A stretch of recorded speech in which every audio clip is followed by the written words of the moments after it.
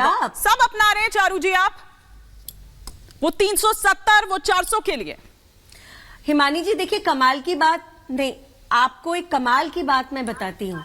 अगर supreme court कोई निर्णय ले जो सरकार के खिलाफ हो या भाजपा के खिलाफ हो तो ये कहते हैं वाह वाह सुप्रीम कोर्ट, लेकिन अगर सुप्रीम कोर्ट कोई निर्णय ले जो भाजपा के फेवर में हो, ये कहते हैं सुप्रीम कोर्ट बिका हुआ है। अब आप इनकी खुद की सोच देख लीजिए, कैसे एक्सपोज होते चले जाते हैं। आज तक किसी भी भाजपा के कार्यकर्ता या सपोर्टर के मुंह से आपने सुना है कि हम सुप्रीम कोर्ट के किसी भी आदेश की इज्जत नहीं करते? यही आपको फर्क दिखाता है भाजपा में और ये बाकी सारे लोगों में। दूसरी बात जो ये बोल रहे हैं कि आप बीच में बोले या हमारे बीच में आपने जवाब दिया, मेरी कोई गलती नहीं है हिमानी जी। अगर आपने मेरे सामने 3 प्रवक्ता दूसरी पार्टियों के बिठा रखे हैं भाजपा के बारे में तो मुझे ही बोलना होगा।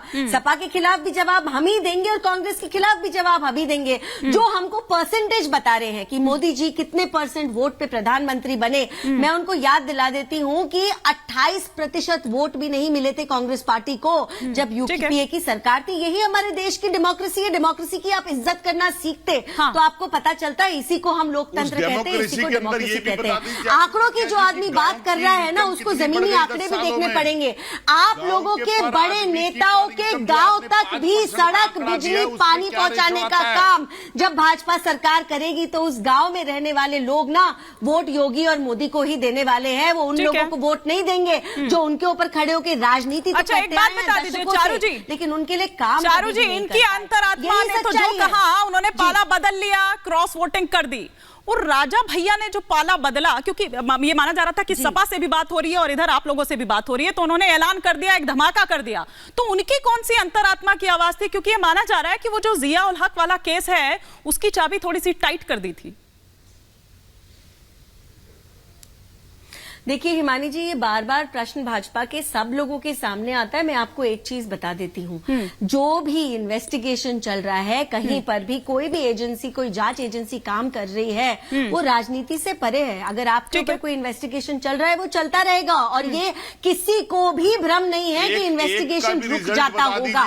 हाँ, ये बात जरूर है कि बहुत समय तक लोगों ने हर पार्टियों का काम देख लिया है और आज केवल देश की जनता नहीं, बहुत सारे नेता भी ये मानते हैं कि कंट्रीब्यूट करना है नेशनल बिल्डिंग में तो मोदी जी के साथ करने का तरीका सबसे अच्छा है, क्योंकि आपको काम करने का मौका तो मिल रहा है। जनता के लिए काम करेंगे आप, आपका देश आगे बढ़ेगा। बाकी लोग क्या कर रहे हैं? सुमैया जी, लेकिन ये संकेत तो आपको पहले ही मिल गए थे। अगर उसी टाइम आप लोग मैनेज कर लेते तो शायद आज पिक्चर कुछ अलग होती, इससे इतर होती, नहीं आपको लगता? और कल जो आपने वो डिनर डिप्लोमेसी करने की कोशिश की थी उसमें भी वो गायब थे, शायद अखिलेश जी तभी भाग गए होंगे। देखिए अखिलेश जी भाग के कहाँ जाएंगे? वो इस नहीं भाग गए बड़े नेताओं में उनकी गिनती नहीं भाग गए होंगे, भाग नहीं गए होंगे। इस्तेमाल करना मुझे लगता है कि समझ जाना आपको ट्रांसलेट करके बता रहे हैं। कहना चाह रही हूँ भाग गए, ठीक है ठीक है ओके, भाग गए। अब मैं ये कहना चाह रही हूँ कि ये जो भारतीय जनता पार्टी का जो मैनेजमेंट ग्रुप है उसको ये मालूम था कि हमको कहाँ पे किसको कैसे मैनेज करना है। अगर हम लोग मैनेज करने पे आए तो किसी को किस तरीके से मैनेज किया जा सकता है, आप बताइए मुझे। नहीं अपने लोगों को तो मैनेज कर सकते हैं कि नहीं? उधर पल्लवी पटेल हो, देखिए ना पल्लवी पटेल ने क्या कहा, धमकी आने लगेगी। आप उस लिस्ट को देख लीजिए। हाँ। जो लोगों ने खेमा बदला है उनके साथ भारतीय जनता पार्टी ने क्या बात की होगी और क्या की है, वो सब कुछ देखिए, छुपता तो कुछ नहीं है। देश की जनता भी सब जान रही है और इतना तंत्र इतने मजबूत है कि दर्शकों को भी पता चल जाएगा, डिटेल्स हो ही जाना है। तो इसलिए पूछ लो ना, सबको पता ही चल जाएगा क्या बोले जा रहे हैं, साफ बोले।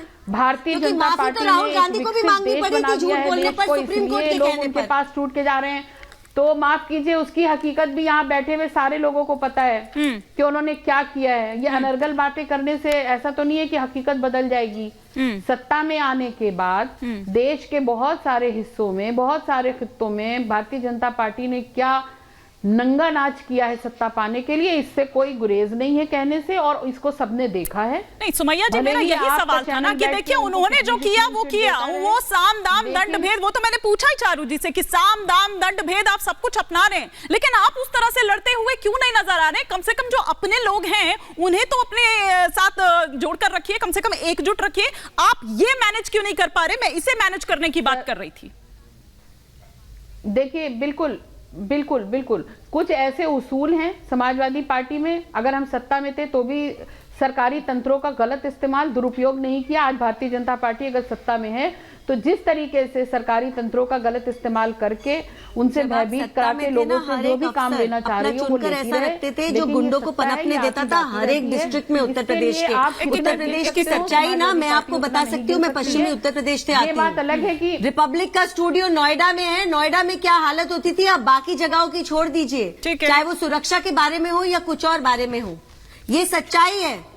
समाजवादी पार्टी ने जिस तरीके के एंटी सोशल एलिमेंट्स को पनपने दिया था उत्तर प्रदेश में, उनको चाहे नेता कह के या जो भी कह के, उनको जब तक खत्म नहीं करा गया तब तक उत्तर प्रदेश आगे नहीं बढ़ पाया है। भारतीय जनता पार्टी, आप भी महिला हैं, आप जानती हैं सुरक्षा का मुद्दा बहुत बड़ा था और 2 बार सुरक्षा के मुद्दे पर आपकी पार्टी हारी है उत्तर प्रदेश में। मणिपुर में जो कुछ हुआ, जो हाथरस में हुआ, जो जिस प्रथा की आप बात कर रही हैं, आपकी प्रथा की आपको सच्चाई बता रही हूँ। मैं ये पूछना चाहती हूँ, बहुत गलत हुआ, नहीं बहुत गलत हुआ, लेकिन जिस प्रदेश में करोड़ों महिलाएं रहती हो, करोड़ों महिलाएं ये कहती हो, वो आज ज्यादा सुरक्षित महसूस करती हैं। आप एक केस को आगे दिखाकर चुनाव नहीं जीत सकती हैं, आप एक केस को आगे दिखाकर चुनाव नहीं जीत सकती। करोड़ों महिलाओं की जो सुरक्षा का जिम्मा है ना, वो योगी सरकार ने लिया है। धमका रही है कि आप पर मुकदमा होना चाहिए क्योंकि आपने इस तरीके के इल्जाम लगाए हैं।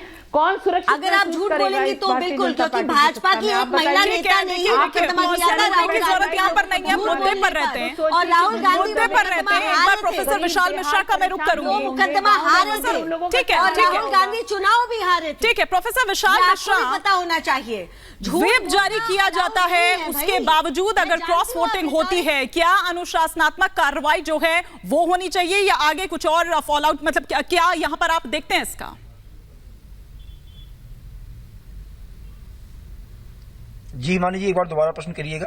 मैं ये कह रही हूं कि व्हिप जारी किया गया, उसके बावजूद क्रॉस वोटिंग यहां होती है, क्या कुछ एक्शन, क्या अनुशासनात्मक कार्रवाई जो है वो होती नजर आएगी या क्या देखते हैं आप आगे इस पर? नहीं, देखिए, अगर व्हिप जारी हुआ है उसके बाद की क्रॉस वोटिंग हो रही है तो ये वो पार्टी का निर्णय होगा कि क्या पार्टी निर्णय लेती है। लेकिन देखिए, मेन बात हिमानी जी यही है कि अगर क्रॉस वोटिंग हो रही है तो लोग भारतीय जनता पार्टी से जुड़ रहे हैं, भारतीय जनता पार्टी के कैंडिडेट को सपोर्ट कर रहे हैं, तो इसके पीछे कोई ना कोई तो वजह होगी। और वो वजह मैंने आपको बहुत स्पष्ट शब्दों में बताया कि किस तरीके से लोग अब आज की डेट में भारतीय जनता पार्टी के राष्ट्र प्रथम, राष्ट्रहित सर्वोपरि की भावना से जुड़ना चाहते हैं। नंबर 1। नंबर 2, अभी मैं सुन रहा था बहुत देर से कि डराया धमकाया और ये और वो। उत्तर प्रदेश की बात हो रही है, उत्तर प्रदेश की चर्चा चल रही है, उत्तर प्रदेश की आपने डिनर डिप्लोमेसी की भी बात की। मैं पूछना चाहता हूं कि क्या जिन लोगों ने क्रॉस वोटिंग किया है उनको उत्तर प्रदेश के में जो 2017 से ऑनवर्ड्स बदलाव आए हैं वो नहीं दिखते क्या?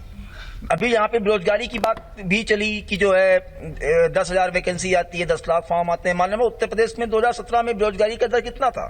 थोड़ा बहुत आइडिया है? ठीक है, लगभग 17.4% के आसपास था। और आज उत्तर प्रदेश में बेरोजगारी का दर क्या है? जरा इसका भी आंकड़ा देख लीजिए, लगभग 2.5 से 3 के बीच में। Number 1। Number 2, Uttar Pradesh ease of doing business में कहाँ रहा करता था? क्यों नहीं उत्तर प्रदेश में निवेश होते थे? और अभी कितना बड़ा निवेश का समिट हुआ हम सभी ने देखा। ठीक है, ठीक है। उत्तर प्रदेश में पर कैपिटा इनकम 2017 के समय पे क्या हुआ? मैं इस पर जरूर जवाब लेती सुमैया जी से। प्रोफेसर साहब, मैं आपको रोक रही हूँ क्योंकि समय इतनी इजाजत दे रहा है। मैं इस पर जरूर जवाब लेती सुमैया जी से, और चंद्रमोहन जी भी कुछ कहना चाह रहे थे, लेकिन बहुत शुक्रिया, माफी के साथ रोक रही हूँ सर।